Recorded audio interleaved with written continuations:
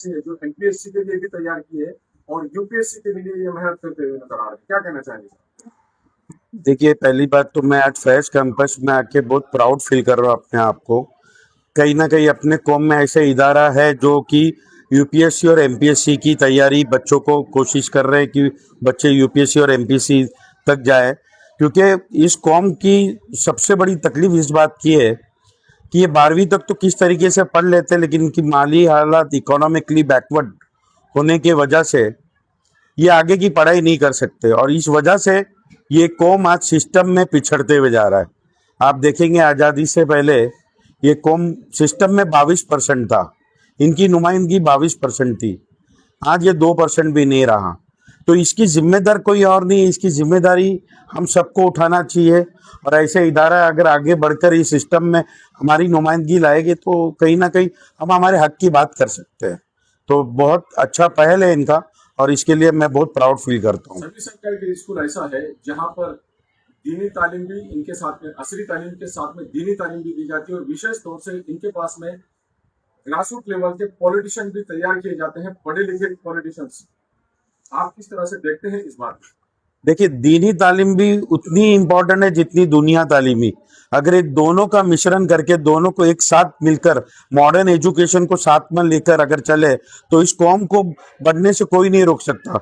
अगर आप ये कौम को देखेंगे तो इस कौम की एजुकेशन सिस्टम की नींव अगर किसी ने रखी है तो डॉक्टर अबुल कलाम आजाद जी ने रखी है।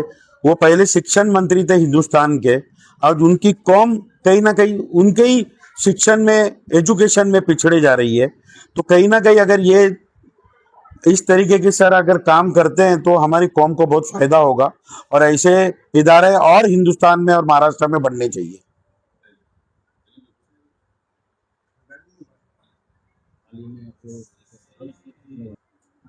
आज से 1.5-2 साल पहले आप देखेंगे एक पवित्र ऐप करके ऐप आया था जिसमें टीचरों की, शिक्षकों की भर्ती हो रही थी। उस ऐप में ऐसा हो रहा था कि उर्दू मीडियम को पढ़ाने के लिए भी मराठी मीडियम के बच्चों को, टीचरों को भर्ती दिया जा रहा था, और उर्दू बच्चों को, मीडियम के बच्चों को भर्ती नहीं किया जा रहा था। तो उस ऐप के ऊपर मैंने ऑब्जेक्शन उठाया था, तो उन्होंने बोला था कि ऑटोमेटिकली ये ऐप उठाता है। तो मैंने कहा उनसे कि अगर ऑटोमेटिकली ये ऐप उठाता है, मराठी मीडियम वाला उर्दू मीडियम को पढ़ाएगा, तो फिर उर्दू मीडियम वाले को भी आप उठा के मराठी पढ़ाने लगाइए ना। तो मराठियों के साथ इंसाफ, बेइंसाफी क्यों हो रही है? तो उस वक्त के शिक्षण मंत्री जो थे उन्होंने वो ऐप को रोका, और अभी आप देखेंगे कुछ दिन पहले अभी टीचरों की फीस भी बढ़ गई और काफी लोगों को जॉब भी मिला है वो पवित्र ऐप के थ्रू। और आने वाले वक्त में इस तरीके के, जैसे आपने कहा अभी कुछ वक्त पहले सर ने भी कहा कि टीचरों की आमदनी, जो सोर्स ऑफ इनकम है, सैलरी है, वो बहुत कम है। उस पर भी हम उर्दू मीडियम के टीचरों की बात करने जा रहे हैं। आज जब अजीत दादा हयात थे उस वक्त हमने उनको एक प्रपोजल रखा था कि हर उर्दू मीडियम में ड्रॉप आउट कम ज़्यादा हो रहे, उस वजह से अब अरबिक क्लासेस शुरू करवाइए। तो उसकी बात काफ़ी आगे तक हमारी बढ़ी थी, लेकिन दादा गुजरने के बाद वो बात रह गई है। मैं अरबिक क्लासेस हर उर्दू मीडियम में एक सब्जेक्ट कंपलसरी रखना चाह रहा हूँ। वो फॉरेन लैंग्वेज में आ रही है, लेकिन इस्लाम में अरबिक की बहुत ज़रूरी है। अरबी आने से एक तो उनको दीनी नॉलेज भी होता है, दुनियाई नॉलेज भी समझ में आती है, और गल्फ कंट्री में उनको जॉब भी मिलता है। तो हर उर्दू मीडियम में एक सब्जेक्ट कंपलसरी अरबी रखने की हम बात कर रहे हैं शासन के साथ। आप लोग सब दुआ करिए कि इंशाल्लाह ये जल्दी हो जाए।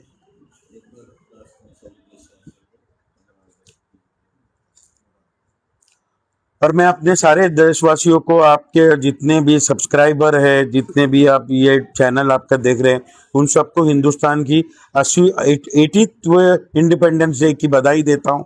80वां ये इंडिपेंडेंस डे है।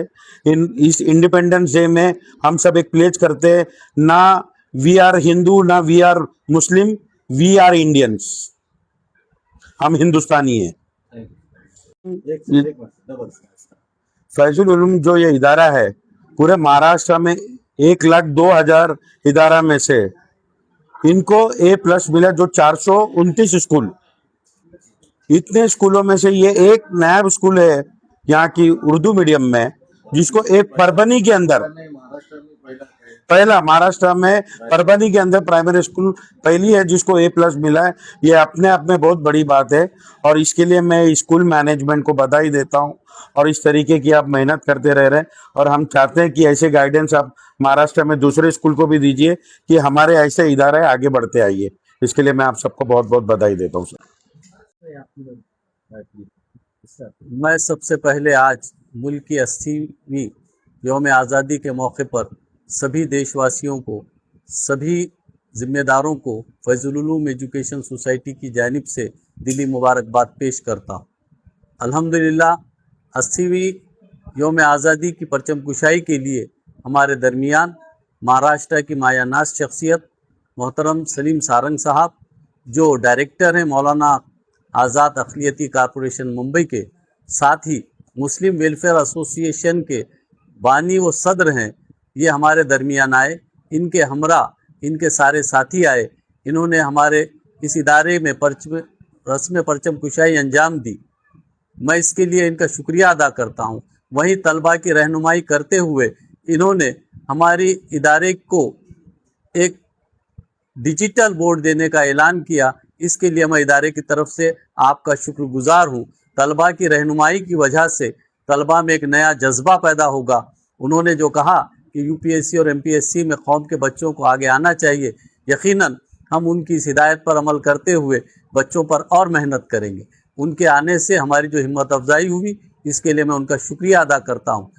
बावजूद बीमार होने के वो हमारे दरमियान मौजूद रहे, मज़ीद उनका शुक्रिया।